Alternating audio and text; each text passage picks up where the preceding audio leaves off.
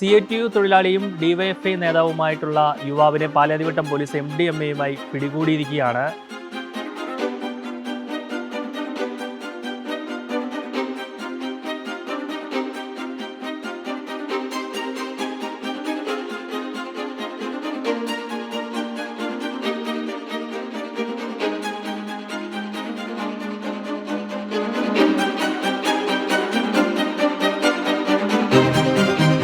നമസ്കാരം. CITU തൊഴിലാളിയും DYFI നേതാവുമായിട്ടുള്ള യുവാവിനെ Palarivattom police MDMA പിടികൂടിയിരിക്കുകയാണ്.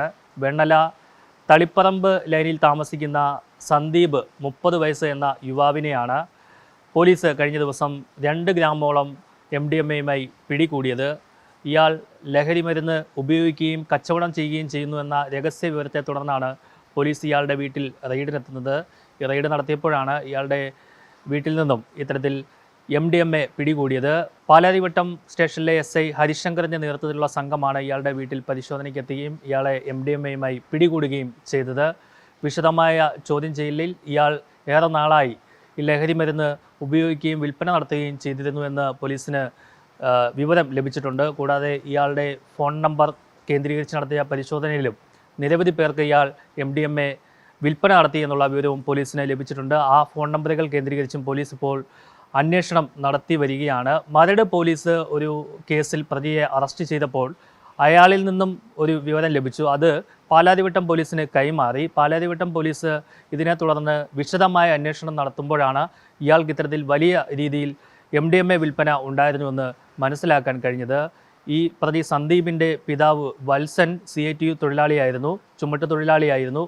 Palarivattom യൂണിറ്റിലാണ് അയാൾ ജോലി ചെയ്തിരുന്നത്. ഇവിടെ നിന്ന് വിരമിച്ചതിന് ശേഷം ആ ജോലി സന്ദീപിന് ലഭിക്കുകയായിരുന്നു.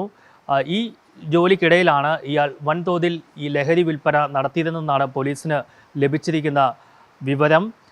ഇയാൾ DYFIയുടെ പ്രാദേശിക നേതാവാണ്.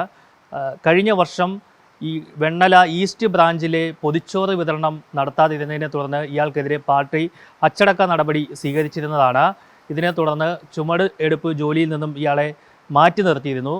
പിന്നീട് ഒരു വിശദീകരണം നൽകുകയും ക്ഷമാപണം നൽകി കത്ത് നൽകിയതിനും ശേഷമാണ് ഇയാൾക്ക് ചുമടെടുപ്പ് ജോലി തുടരാൻ പാർട്ടി അനുമതി നൽകിയത്. എന്തായാലും ഓപ്പറേഷൻ തൂഫാൻ വലിയ രീതിയിൽ തരംഗമായിക്കൊണ്ടിരിക്കുകയാണ്. കേരളം ഒട്ടാകെ ലഹരി മാഫിയയെ തുടച്ചു നീക്കുവാനുള്ള ശ്രമത്തിലാണ് ആഭ്യന്തരമന്ത്രി രമേശ് ചെന്നിത്തല. അതിൻ്റെ ഭാഗമായിട്ടാണ് പോലീസിന് എല്ലാ സ്വാതന്ത്ര്യവും നൽകിക്കൊണ്ട് എവിടെ വേണമെങ്കിലും ഇടിച്ചു കയറി പരിശോധന നടത്തിക്കോളൂ എന്ന ഒരു ഉത്തരവ് അദ്ദേഹം നൽകിയിരിക്കുന്നത്. ആ ഒരു ആത്മവിശ്വാസത്തിലാണ് പോലീസുകാർ എല്ലാവരും തന്നെ. കേരളം ഒട്ടാകെ നടന്ന് ഈ ലഹരി മാഫിയ സംഘങ്ങളെ പിടികൂടുകയാണ്. നിരവധി കേസുകളാണ് ഓരോ ദിവസവും പോലീസ് പിടികൂടിക്കൊണ്ടിരിക്കുന്നത്.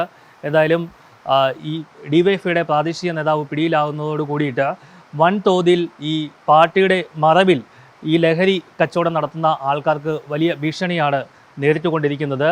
എന്തായാലും ഇതിനെതിരെ പോലീസിനെതിരെ പല കയ്യേറ്റ ശ്രമങ്ങളും നടക്കുന്നുണ്ട്. പക്ഷേ പോലീസ് അതൊന്നും വകവയ്ക്കുന്നില്ല. പോലീസ് ഇപ്പോൾ സധൈര്യം മുന്നോട്ട് പോവുകയാണ്. ആഭ്യന്തരമന്ത്രി ഒരു ഉറപ്പ് നൽകിയിട്ടുണ്ട്. ആ ഉറപ്പിൻ്റെ അടിസ്ഥാനത്തിലാണ് പോലീസ് ധൈര്യസമേതം ഇവരുടെ ഈ മാളങ്ങളിലേക്കും അല്ലെങ്കിൽ ഇവരുടെ ഈ ഒരു താവളങ്ങളിലേക്കുമൊക്കെ കയറി ചെല്ലുന്നത്, നിർഭയം കടന്നു ചെല്ലുന്നത്. നേരത്തെ അങ്ങനെയൊന്നും ആയിരുന്നില്ല. പോലീസിന് മേൽ പാർട്ടി സമ്മർദ്ദമൊക്കെ ഉണ്ടായിരുന്നു. അതുകൊണ്ട് തന്നെ ചില പാർട്ടി ബന്ധമുള്ള ആൾക്കാരുടെ അടുത്തേക്കൊന്നും പോലീസിന് എത്താൻ കഴിഞ്ഞിരുന്നില്ല. പക്ഷേ ഇപ്പോൾ അതൊന്നും കാര്യമാക്കാതെയാണ് ആഭ്യന്തരമന്ത്രിയുടെ നിർദ്ദേശപ്രകാരം സധൈര്യം പോലീസ് എല്ലാ താവളങ്ങളിലേക്കും ഇടിച്ചു കയറി പരിശോധന നടത്തുന്നത്.